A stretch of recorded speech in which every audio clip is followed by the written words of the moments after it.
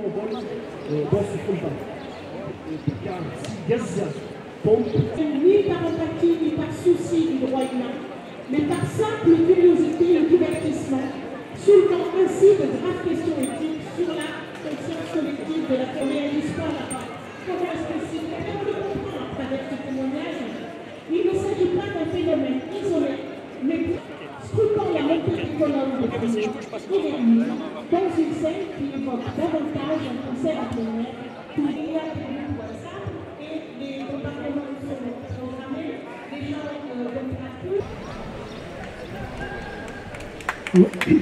Voilà, aujourd'hui, ce rassemblement est dédié aux enfants palestiniens de Gaza. Voilà, j'ai trouvé ça sur une revue de Médecins sans frontières. Depuis mai 2024, nos équipes ont effectué plus de 1000 opérations chirurgicales à l'hôpital Nasser, le plus grand hôpital encore en activité à Gaza, sur des patients brûlés, dont 70% étaient des enfants, principalement âgés de moins de 5 ans. Ces enfants ont été brûlés par des explosions de bombes, ainsi que par de l'eau bouillante ou du combustible utilisé pour cuisiner ou se chauffer dans les abris de fortune. Les attaques israéliennes ayant dévasté le système de santé de Gaza, les options de soins pour les patients souffrant de brûlures sont extrêmement limitées. Voilà, c'est juste une brève dans le journal de Médecins sans frontières.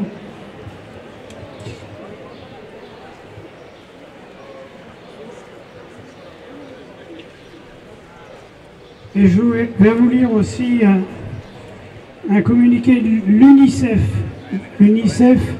de l'ONU. Des milliers de bébés à Gaza ne bénéficient pas d'une nutrition adéquate alors que l'accès à l'aide reste gravement entravé, écrit Russell sur X.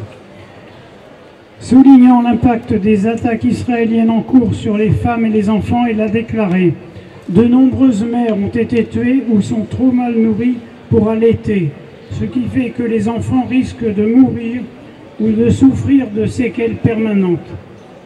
Chaque minute compte pour sauver leur vie », a-t-elle ajouté. Malgré les appels internationaux à un cessez-le-feu, Israël poursuit sa guerre génocidaire contre la bande de Gaza, où plus de 57 500 Palestiniens ont été tués depuis le mois d'octobre 2023, dont une majorité de femmes et d'enfants.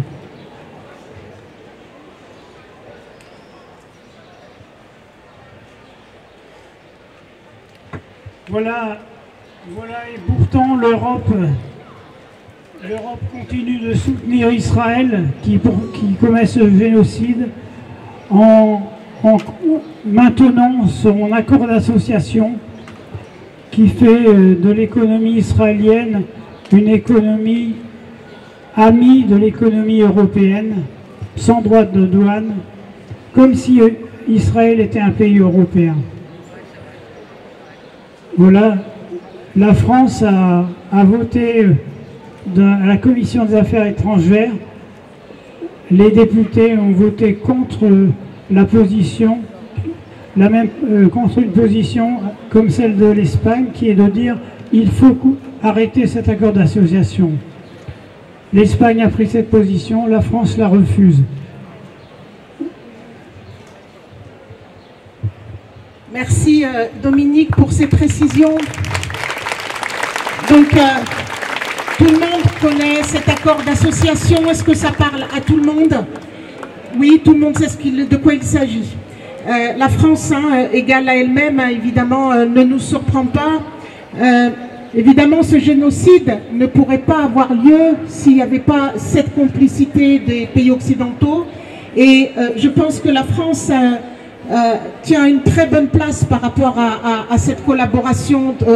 Et on le voit dans les instances européennes, dans les instances internationales, le rôle de la France par rapport à ce soutien au génocide. Mais je voulais dire qu'on le voit aussi en France par rapport au système de répression, toute la répression que les militants et tout soutien à la Palestine subissent actuellement, et ça se renforce, ça s'accentue. C'est la preuve qu'ils sont très très mal. Donc il faut le voir aussi d'un bon œil parce qu'ils ne savent plus comment faire, comment plus frapper, comment attaquer. Et ça, c'est la preuve qu'ils ne savent plus quoi faire. Parce que le mouvement de solidarité à la Palestine, il est en train de grossir dans le monde. Il est en train aussi d'être en France, je veux dire, preuve en est aujourd'hui, en plein mois de juillet, en plein été, il fait chaud, nous sommes encore là. Et merci, je tiens à vous remercier franchement du fond du cœur, parce que ça c'est très important de ne pas lâcher, de maintenir la pression. Et on le voit, tous les moyens qui sont mis à disposition d'Israël pour réprimer. Il n'y a pas une semaine où il ne se passe pas quelque chose. Je ne sais pas si vous avez vu les images du Tour de France à Caen, mais c'est quelque chose qui dépasse l'entendement. Ça veut dire, pour un drapeau, 15 CRS qui essayent d'arracher le drapeau à un militant, une femme qui essaye de venir secourir son ami, il la menace de lui, un des CRS de lui mettre une gifle, mais on voit la violence dans laquelle ils sont pour faire taire. Donc on essaye d'invisibiliser à tout prix. Je vous invite, nous, notre travail à nous, à vous tous, comme je le répète, ce qu'on est en train de faire là actuellement, c'est de rendre visible cette question palestinienne. De dire au moins, nous ne laisserons pas ce génocide se faire sans que l'on sorte, sans qu'on intervienne et sans qu'on parle. Et comme le ridicule ne tue pas, je voulais quand même aussi vous raconter une petite anecdote, mais risible, mais très pathétique aussi.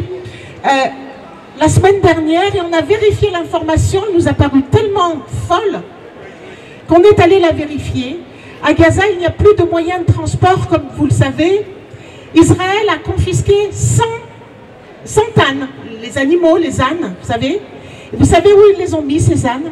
Ils les ont envoyés en France, et là vous pouvez vérifier, parce que les ânes étaient menacés et qu'ils étaient maltraités par la population palestinienne. Il faut le faire quand même.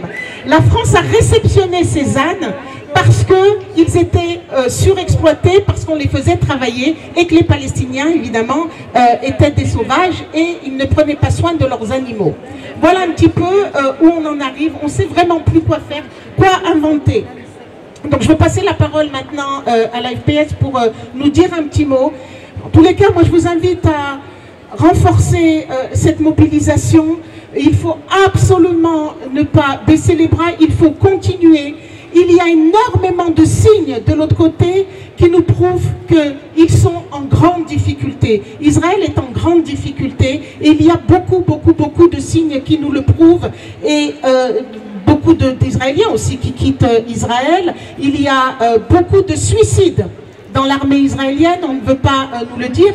Malgré ça, il y a aussi beaucoup de morts au niveau des soldats, parce que la résistance continue à résister sur la terre de Gaza. Merci à vous. Je vais passer la parole à Catherine qui va vous dire 2 mots. Elle m'a dit peut-être 3.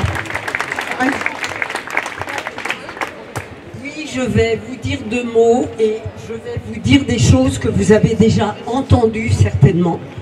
Je vais répéter parce qu'on se répète, parce que ça ne s'arrête pas, parce que ça continue et qu'on est bien obligé de faire les constats qui sont des renouvellements de constats qu'on a déjà faits.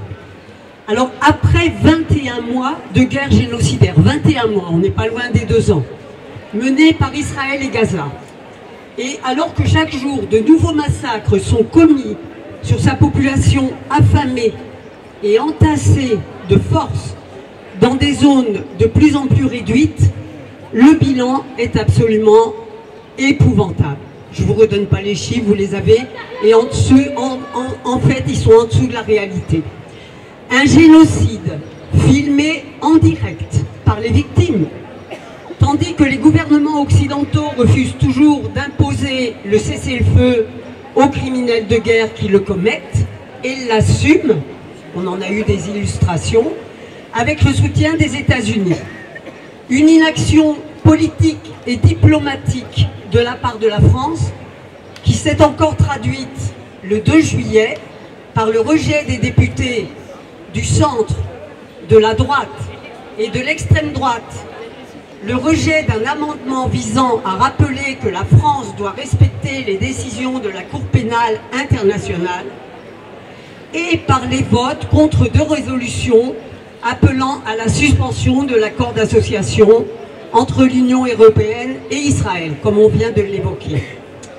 Alors que certains gouvernements, comme l'Espagne, sont capables de faire bouger les lignes vis-à-vis d'Israël, force est de constater que le gouvernement français est passé maître dans l'art d'un double discours, d'une totale hypocrisie. D'un côté, des incantations et des regrets, sans lendemain, face à la situation à Gaza, et de l'autre, la poursuite des livraisons de composants militaires à Israël. Et ils ont le culot de nous dire que ces composants vont là-bas pour être assemblés et qu'après ils reviennent en France. C'est ce qu'on nous a dit. C'est ce qu'un haut gradé de l'armée a prétendu. Dans le même temps, les bombardements continuent à Gaza, comme celui survenu le 30 juin contre les civils, visant le café Al-Baka, situé sur le bord de mer de la ville de Gaza, où journalistes, artistes et étudiants se retrouvaient pour trouver une connexion Internet, oui, plus ou moins fiable et devenue rare dans l'enclave. Voilà, il y a encore des lieux où un peu de vie est possible, eh bien, on les bombarde. La famine ne fait que s'aggraver et les appels pour le démantèlement du programme de distribution d'aide alimentaire soutenu par les États-Unis et Israël à Gaza prennent de l'ampleur. Des centaines de civils ayant été tués lors de fusillades de masse près des centres de distribution d'aide ou le long des routes de transport surveillées par les forces israéliennes. N'oublions pas qu'on enlève des bagages des médecins, du lait maternisé pour les enfants, et que ça on le fait et on le confisque pour la sécurité d'Israël. Face à l'inaction et la complicité gouvernementale, la responsabilité du mouvement de solidarité avec le peuple palestinien est encore plus grande pour faire entendre une voix forte au-delà des frontières. Les mots ne suffisent plus. On en a assez des mots. Enfin, ils sont importants, mais les mots ne suffisent plus. Le gouvernement français doit prendre des sanctions politiques, diplomatiques et économiques contre Israël maintenant. Alors, je vous signale une dernière chose. Vous voyez circuler des papiers. C'est une pétition qui demande la fin de l'occupation en Israël. Cette pétition, elle avait été mise en place dans le but de peser sur une réunion qui devait avoir lieu début juin à l'ONU, copilotée par Macron et l'Arabie Saoudite. Comme vous le savez ou pas, cette réunion qui avait été repoussée fin juin et juste après, il y a eu l'attaque contre l'Iran, donc la réunion a été ajournée. Elle est maintenant reportée au 27 et 28, ou 28 et 29, je ne sais plus, 27, 28 je crois, juillet. Donc il est encore temps de signer cette pétition. Elle circule, moi j'en ai, si vous la voulez, je vous la donne volontiers. Il faut signer, signer, signer. Merci beaucoup Catherine. Juste avant de passer la parole à une jeune étudiante qui nous a fait un très beau poème, ça me fera une petite coupure et c'est bien de mettre un peu de poésie dans cette horreur. Catherine évoquait le fait qu'à Gaza, on résistait par tous les moyens et que c'est un peuple résilient, mais vraiment.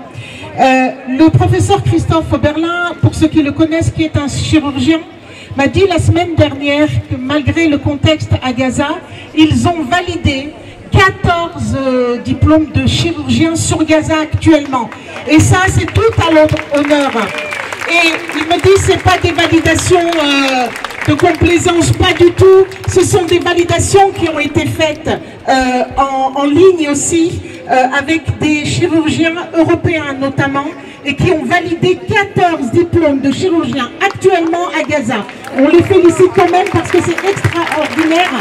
Quelle leçon ils donnent à toute l'humanité.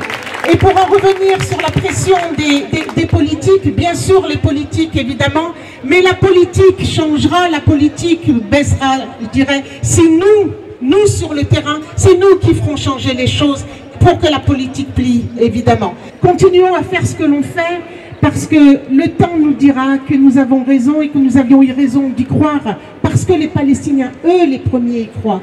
Donc nous n'avons aucune raison, nous, de ne pas y croire. L'histoire nous a prouvé à chaque fois que dans tout système, dans tout génocide, de toute façon, tout arrive à une fin de toute façon. Et la fin, je pense, elle est beaucoup plus proche que nous le pensons. Donc croyons-y parce qu'ils y croient et c'est leur message. Donc, Palestine vaincra, Palestine vivra, Palestine vaincra, Palestine vivra, Palestine vaincra, Palestine vivra, Palestine vaincra, Palestine vivra, Palestine vaincra, Palestine vivra, Palestine vaincra, Palestine vivra, Palestine vaincra, Palestine vivra, Palestine vaincra. Alors juste, restez très attentifs, restez bien connectés. Il y a pas mal de procès qui arrivent de septembre à décembre de nos copains, camarades qui sont poursuivis pour apologie du terrorisme, évidemment. Donc, restez bien connectés au site du Collectif 69. Nous vous donnerons les informations en temps et en heure. Ce sera aussi une occasion de se rassembler, d'aller soutenir nos amis et de dire que non, on ne se taira pas et nous ne nous laisserons pas intimider.